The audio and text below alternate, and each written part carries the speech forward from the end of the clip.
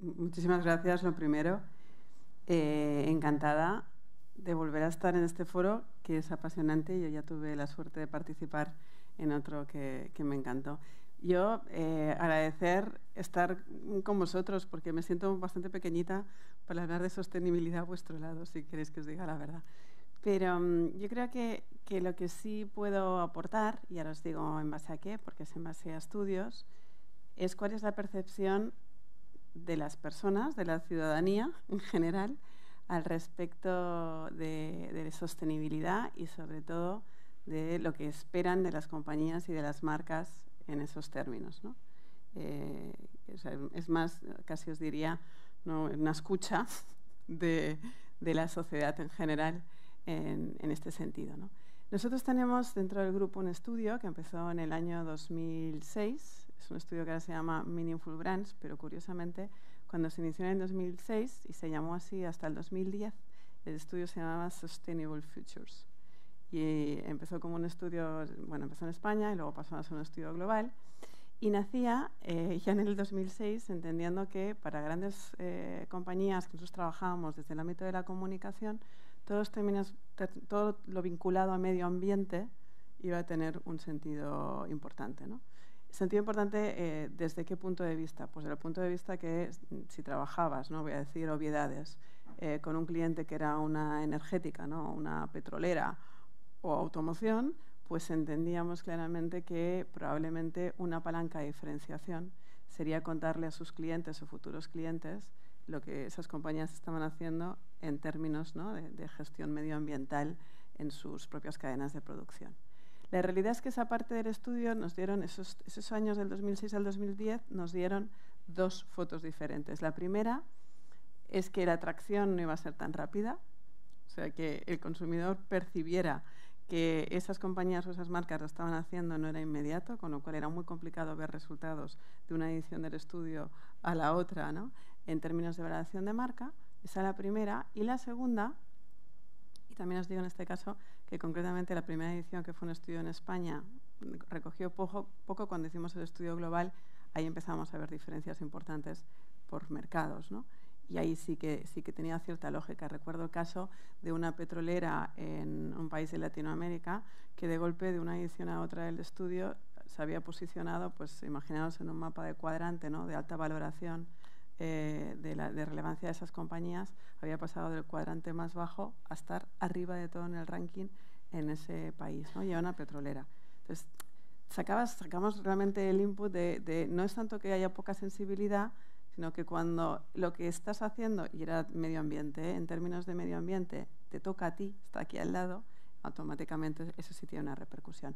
Pero otra cosa que vimos en esa parte del estudio es que cuando los consumidores nos contestaban, cuando las personas nos iban contestando, ellos no entendían la sostenibilidad solo como medio ambiente. 2010. Y ahí es donde decidimos virar el estudio, ahora se llama Meaningful Brands, y el estudio recoge pues la valoración o la diferenciación por percepción de las personas, de la ciudadanía, hacia las compañías y las marcas en 90 atributos diferentes que clasificamos en 3 niveles: los funcionales, o sea, beneficio puro de producto, los personales y los colectivos, ¿no?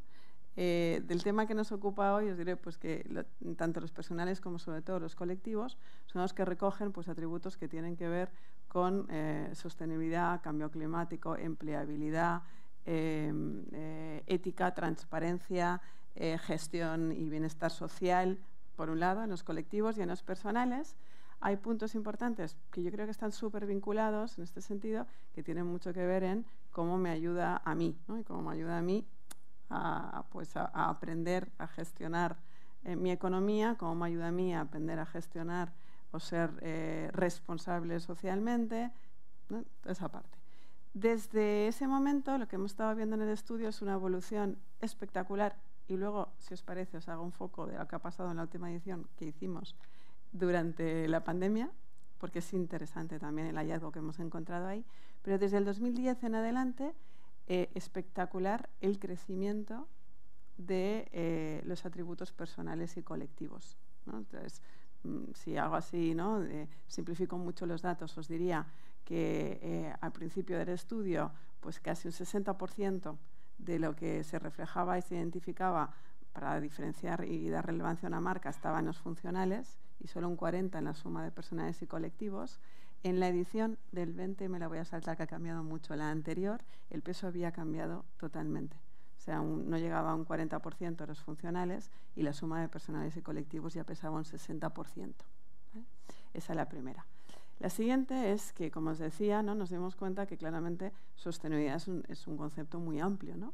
Y obviamente, ¿no? Traigo aquí, si os parece, recojo un poco la definición de sostenibilidad, ¿no? Sostenibilidad es todas aquellas decisiones que tomamos ahora para solucionar nuestras necesidades que deben permitir que las generaciones futuras también las puedan solventar, ¿no? También puedan acceder a ellas. Y es hacerlo tanto desde una visión económica, algo que aplicamos mucho en las compañías, ¿no? Con el término de sostenibilidad cuando hacemos nuestros planes estratégicos, pero también en bienestar social o en todo lo que tiene que ver con vamos a llamarle, planeta, ¿no? En gestión medioambiental.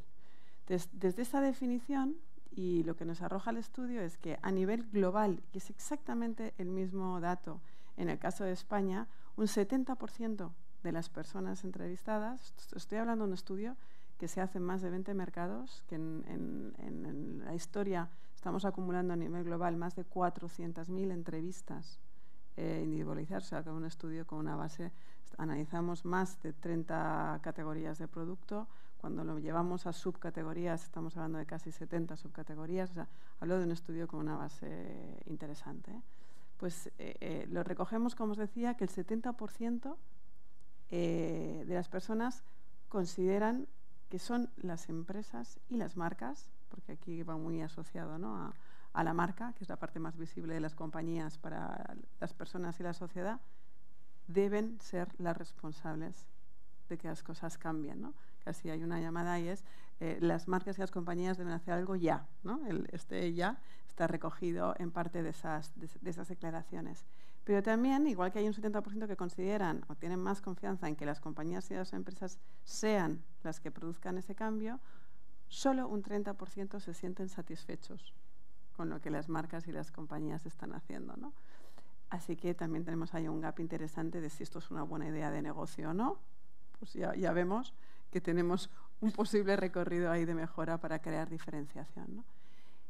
¿Por qué solo un 30% están satisfechas? Porque de igual manera, así todo lo que esperamos por parte de las compañías y las empresas, también es cierto que empiezan, ¿no? Declaramos las personas en general que también estamos un poco cansados de oír a las marcas y a las compañías decir cosas que luego en realidad no hacen, ¿no? Esa parte también es importante y se penaliza muchísimo, ¿no? Os decía que os iba a hacer un foco de lo que ha pasado en el año 20, porque creo que también es una reflexión que a la hora de tomar decisiones dentro de la compañía de inversión, porque inicialmente tomar decisiones, ¿no? Yo creo que luego vosotros lo comentaréis, inicialmente son inversiones que hay que hacer en el corto para tener un resultado en el largo plazo. En el 20 ha pasado una cosa muy curiosa. Es el primer año de los últimos 10 que los beneficios colectivos no han crecido. No han decrecido tampoco, pero no han crecido. Y en cambio han crecido muchísimo los beneficios personales, ¿no? Y el motivo no es tanto que no se siga apostando, ¿no? por las compañías que apuestan por el medio ambiente, por la transparencia o por la ética, sino que el 20, la situación obvia del contexto, lo que pide es piensa en mí, ¿no? O sea, de hecho, a la edición del estudio le hemos titulado Tu propósito soy yo, ¿no? Lo que nos dicen las personas, a las compañías y a las marcas es no te olvides que tu propósito soy yo, ¿no? Más allá de todo lo demás. Cuando bajamos eso y nos lo llevamos al análisis de atributos de sostenibilidad en sentido amplio, ese tu propósito yo significa que necesito que lo que hagas, y lo hagas con carácter de urgencia, me toque muy, muy de cerca, ¿no? Os pongo otro ejemplo muy burdo, ¿no?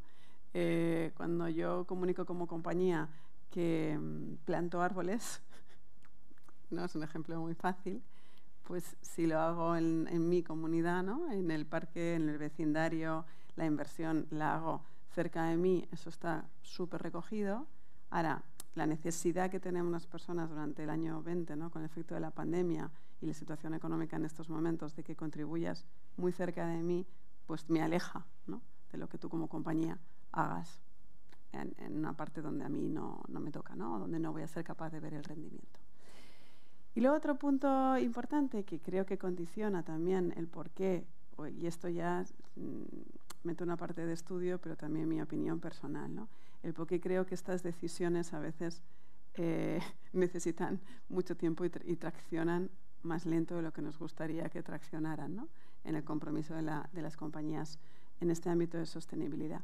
Y es porque estos efectos nunca son en el corto plazo, nunca.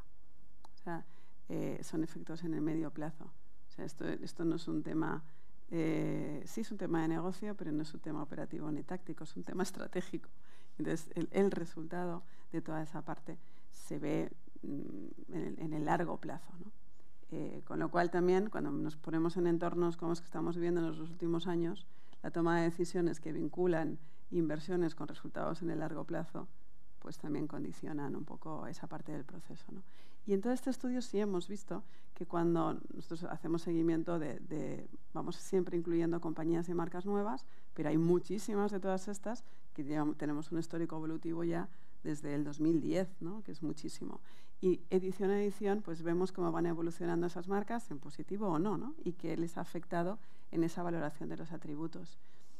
Y todas aquellas que están posicionadas ahora en el top 5, en el top 10 os diría, pero yo destaco las del top 5, que son compañías que ya llevan unos años situadas en ese cuadrante. Todas ellas son las más valoradas en los atributos colectivos que estamos midiendo, ¿vale? Cuando hablo de atributos colectivos, y aquí vuelvo a recuperar el concepto de sostenibilidad, hay una parte muy importante que está vinculada al beneficio social. Y concretamente, cuando hablo de beneficio social, en este caso me lo llevo a todo lo que está vinculado a la empleabilidad, ¿no? Es la calidad del trabajo, la capacidad de la compañía de generar empleo y, por tanto, contribuir en la economía, la manera como trata a clientes y empleados, ¿no? Cómo establece sus propias políticas de RSC dentro de la compañía, ¿no? Toda esa parte es la que hace que esas compañías estén posicionadas año tras año en el top 5, ¿no? Así que, y con esto casi acabo, porque creo que es una pregunta también, bueno, yo he vivido conversaciones así, ¿no? A veces presentando este estudio o teniendo planteamientos estratégicos con clientes, ¿no? ¿Esto es una buena idea de negocio? Porque a veces cuando toca la parte económica de la compañía parece que cobra una prioridad diferente, ¿no? Lamentablemente, ojalá no fuera así, pero es así, ¿no? Pues sí, os diría, esto es una buena idea de negocio. Y he comentado los datos, ¿no? 70% de las personas está pidiendo a las compañías que accionen ya, ¿no? Que se comprometan. Hay un gap, como os decía, entre ese 30 y ese 70, que se puede cubrir estableciendo una diferenciación si, como empresa y como marcas, lo hacemos bien. Si lo hacemos bien, queda claramente recogido que nos convertimos en una marca meaningful, como llamamos nosotros. Para nosotros una marca meaningful es la relevancia que las personas dan a la compañía. Ese KPI, ¿no? Esa variable de meaningful, está súper correlacionada, lo medimos cada año, con la cuota de mercado de las compañías y está súper correlacionada con la cotización en bolsa en el caso de las compañías que son empresas cotizadas y que están metidas en el estudio, ¿no? Con lo cual claramente es una buena idea de negocio. Y desde el punto de vista de comunicación, que es de lo que, bueno, mi especialidad, como entenderéis, cuatro consejos. Primero, coherencia. Porque uno de los principales problemas es que hasta hace unos años, unos cuantos, las compañías no comunicaban sus políticas de RSC, ¿no? De hecho, se consideraba que era oportunista. O sea, yo recuerdo haber hecho recomendaciones a alguna cliente de ¿por qué no cuentas todo lo que haces? Y decían, no, es que nuestras políticas de RSC no se comunican. Hemos pasado a lo contrario. Hemos pasado a lo contrario. Ahora parece que nos tenemos que inventar acciones sociales para tener una excusa de comunicación. Y las personas y los consumidores no son tontos, ¿no? Entonces, coherencia. O sea, cuenta lo que haces, ¿no? No otra cosa. Pero la segunda es cuéntalo. Es importante contarlo.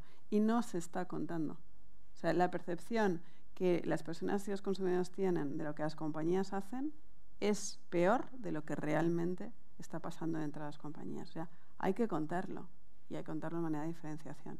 Tercero, hay que seguir invirtiendo mucho en escucha, ¿no? Este estudio nuestro es una de ellas, pero hay que escuchar exactamente lo que se espera, cómo trascienda, ¿no? Cuál es la evolución de eso, ¿no? Invertir mucho en seguimiento y en escucha.